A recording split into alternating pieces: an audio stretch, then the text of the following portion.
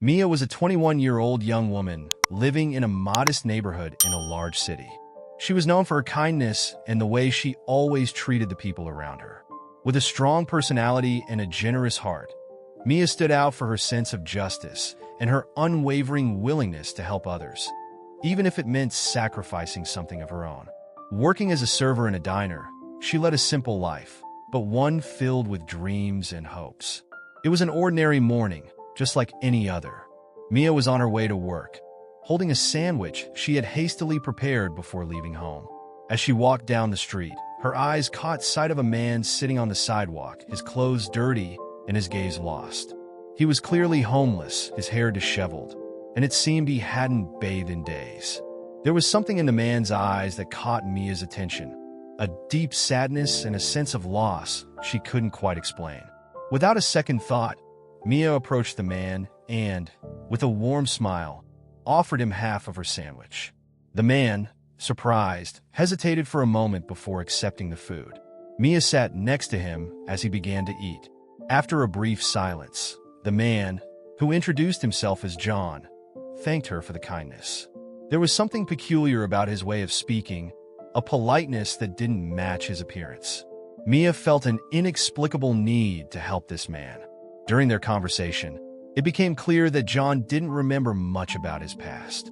He mentioned that he had been wandering the streets for a long time, not knowing who he was or where he came from. His only certainty was that he had lost something or someone very important, but he couldn't remember what. As she said goodbye to John, Mia promised to return the next day with more food.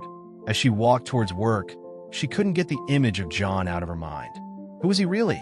How could someone with such a refined manner end up on the streets, without memory and without direction?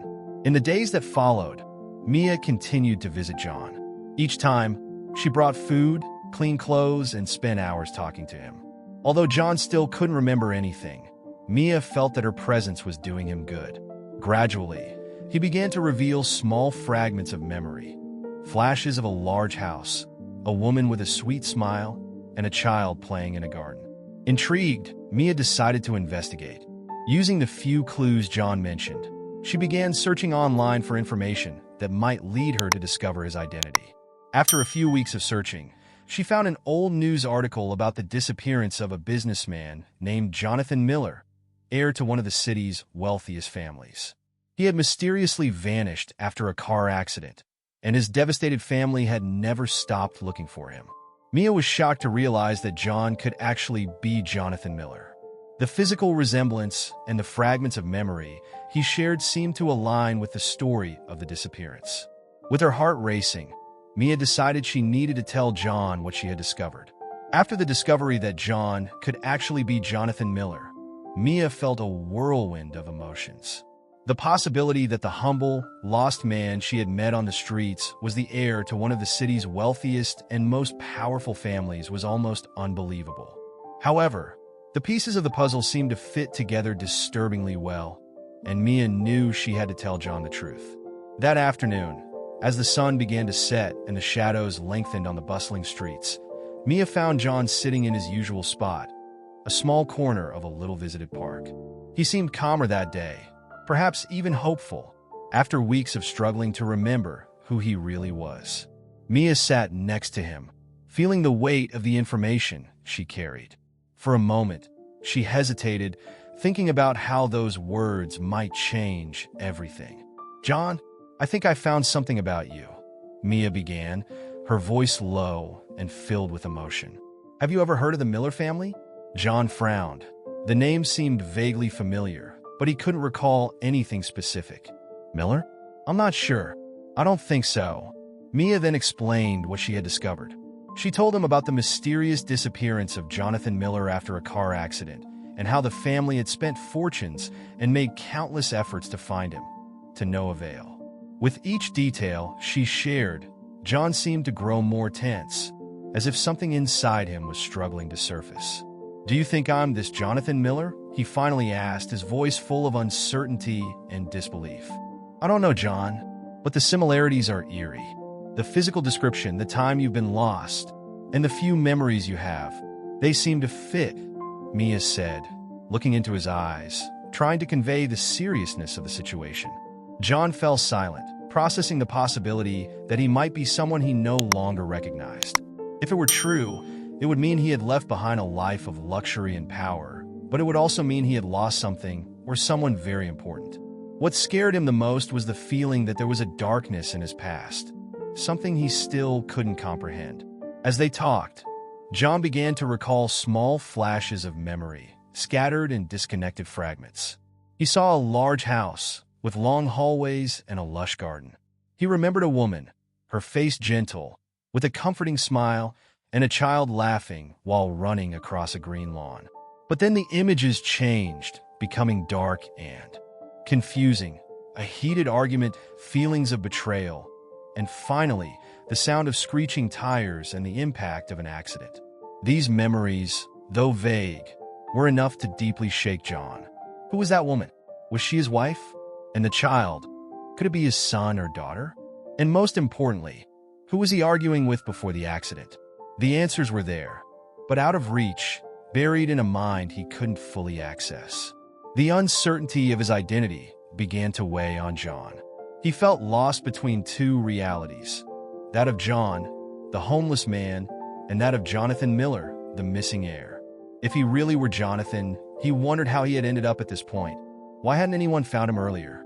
And most importantly, why couldn't he remember his own life? Mia, seeing the anguish in his eyes, tried to comfort him. I know this is a lot to take in, but you're not alone. We're going to figure out the truth together. And regardless of who you are, what really matters is who you choose to be from now on. These words touched John deeply. He realized that despite everything, Mia saw him as more than just a lost identity. She saw the man he was now, someone with whom she had shared difficult moments, someone she respected and cared about. However, the doubts continued to torment him. If he really were Jonathan Miller, it meant there were people who loved him and might be suffering from his absence. But it also meant he had enemies, people who might have caused his accident or who were still around, ready to finish him off for good. John decided that he needed to confront his past, no matter how painful it might be.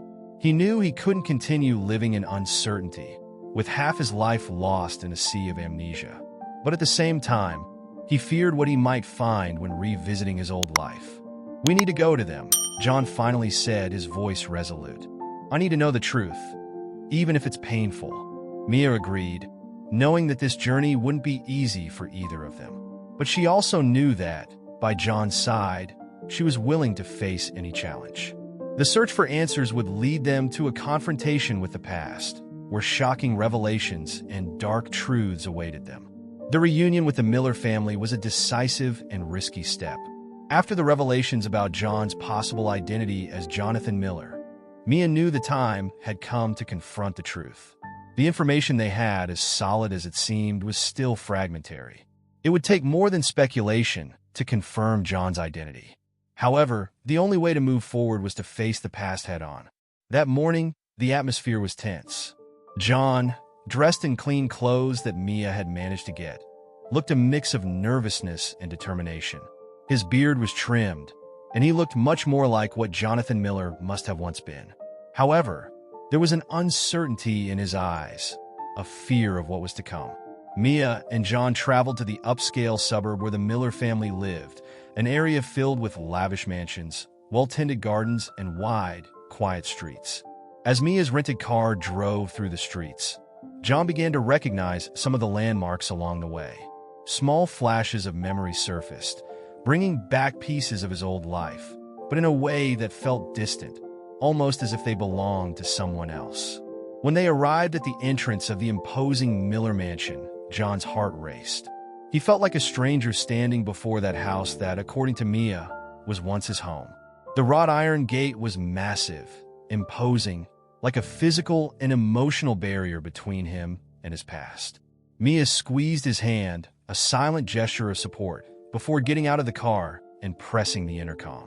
After a moment that seemed to last an eternity, a polite female voice answered on the other end. Mia explained who they were and asked to speak with the family. There was a tense silence before the voice responded, asking them to wait a moment.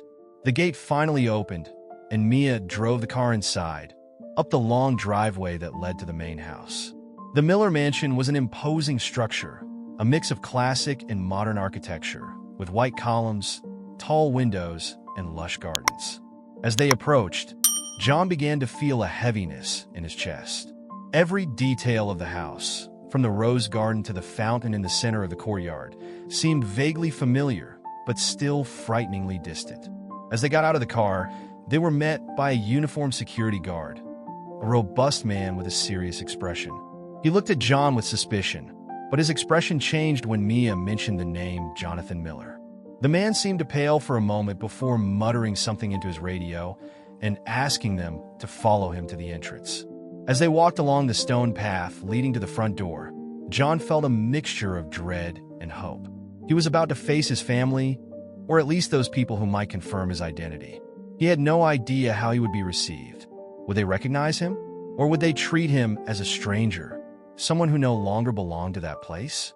The front door opened, and to their surprise, they were not met by servants or security, but by Margaret Miller herself, the family matriarch. She was an elegant woman in her 60s with well-groomed gray hair and impeccable posture. However, it was her eyes that stood out the most. They carried a depth of emotions that ranged from disbelief to hope and fear. Upon seeing John, Margaret stopped abruptly, her eyes widening. For a moment, it seemed she couldn't breathe. "Jonathan?" Her voice came out almost as a whisper, full of hesitation and disbelief. John stood frozen for a moment, feeling the weight of a name he didn't fully recognize, but that sounded so familiar. He nodded, confirming, though still with doubts. Margaret then stepped forward, her expression shifting from shock to desperate hope. She gently touched John's face, as if she needed to be sure he was real. Tears began to roll down Margaret's cheeks as she enveloped John in a tight embrace, as if she were afraid of losing him again. I knew you were alive somewhere," she whispered, her voice breaking with emotion. "Everyone said you were dead, but I never believed it." John, still trying to process everything, slowly put his arms around Margaret, returning the embrace. Although he couldn't remember her clearly, he felt an immediate connection, a mix of comfort and sadness. Mia, who was standing by, watched in silence, feeling a pang of emotion as she witnessed the reunion. She knew that for John, this was only the beginning of a long journey to recover his memory and confront the past. When Margaret finally pulled away, she looked at John with eyes full of questions. "What happened to you, my son? Where have you been all this time?" John hesitated, trying to find the right words.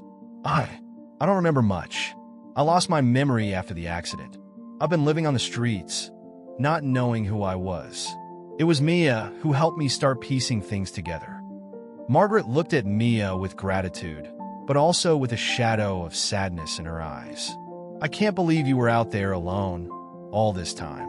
We searched for you everywhere, but please come inside, we need to talk." They were led into the mansion, walking through hallways that seemed to come straight from John's vague memories. The walls were adorned with family portraits, and John felt uneasy seeing images of himself hanging there, smiling alongside people he couldn't remember. They sat in the living room, a grand room with expensive furniture and heavy curtains. Margaret called for the other family members. John's father, Charles Miller, a serious and taciturn man, and his younger sister, Emily, who had been just a teenager at the time of the accident and was now in her 20s. Charles's reaction was much more restrained than Margaret's. He looked at John with an unreadable expression, his eyes analyzing every detail of the man before him, as if he still couldn't believe what he was seeing. Emily, on the other hand, ran to John and hugged him tightly, sobbing with emotion. "I knew you weren't dead. I knew it," she repeated almost like a mantra. The reunion was emotional, but soon the atmosphere in the room changed when John began to share what he remembered and doubts began to arise. He mentioned the flashes of memory from the accident and the argument that preceded it. Margaret and Emily seemed confused, but Charles, who had remained silent until then, frowned and asked directly, "Who do you remember arguing with?" John hesitated, trying to find the answer in his confused mind. "I'm not sure, but there was anger and fear. I feel like someone close to me betrayed me." These words created a palpable tension in the room. Charles leaned back in his chair, his gaze growing darker. Margaret, on the other hand, seemed lost, as if she were trying to reconcile the image of the son who had returned with the new information emerging. Mia watched closely, sensing that there was more to this reunion than just family emotions. There were buried secrets in that house, and she had a feeling that John's return might unearth them in a way no one was prepared to face. By the end of the reunion, it was clear that although John had returned home, there was still much to be discovered. The memories he was trying to recover were like pieces of a puzzle that, once assembled, could reveal disturbing truths. In the days following the reunion, John began to recover his memories more clearly. He remembered his life before the accident, the pressure of being the heir to a business empire, the expectations he never quite met, and the loneliness he felt despite all the wealth around him. But there was something else. He remembered a betrayal, someone close who had manipulated him and possibly caused the accident that nearly killed him. Over time, he began to suspect his own brother, Richard, who had always been ambitious and envious of his position as heir. John confronted Richard, who initially denied any involvement. However, under pressure, he revealed a dark truth. He had orchestrated the accident to take control of the family business. But instead of ensuring Jonathan's death, the accident had left him alive but without memory. Richard, believing his brother had died, took control of the company, but now his secret was about to be exposed. The conflict between the brothers escalated, and Mia, who had been by John's side throughout this process, began to fear for his safety. Richard's loyalty to money and power seemed to have no limits, and she knew he would do anything to protect his interests. With the revelation of Richard's betrayal, the tension in the Miller family reached a breaking point. John, now more aware of his identity and the circumstances of his disappearance, began to plan the best way to reclaim his position in the company and the family. However, he knew he needed to be cautious. Richard wasn't just ambitious, he was also dangerous. Meanwhile, Mia continued to be a constant presence by John's side. She had become not just his friend, but also his confidant. John trusted her like no one else, and together they began to devise a plan to expose Richard and restore the truth. Richard, for his part, was aware that his secret was in danger. He began monitoring John and Mia, determined to prevent either of them from interfering with his plans. The tension between the brothers grew, and Richard was willing to do anything to maintain control over the family business. Mia, realizing the danger Richard posed, suggested to John that they seek external support.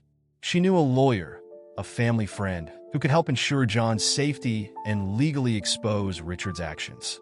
Reluctant at first, John agreed, knowing he needed all the help he could get to face his brother. With the lawyer's help, John and Mia began gathering evidence against Richard. They discovered that he had forged documents, embezzled funds, and even threatened employees to secure his hold over the company. Each new discovery only increased the urgency to act before Richard realized how close they were to exposing him. Richard, however, began to sense that something was wrong. He intensified his surveillance of John and Mia, trying to find out what they were planning. In a desperate move, he decided to make a final strike. He planned to frame John, making it appear that he was involved in illegal activities, using forged documents to prove his guilt. Richard's plan almost succeeded. John was briefly detained, but thanks to Mia and the lawyer's quick actions, they were able to prove his innocence. However, the situation served as a clear warning. Richard was willing to destroy his own brother to keep his power. As the tension increased, Mia had a risky idea. She suggested they investigate the site of Jonathan's accident once more, believing they might find something Richard had left behind.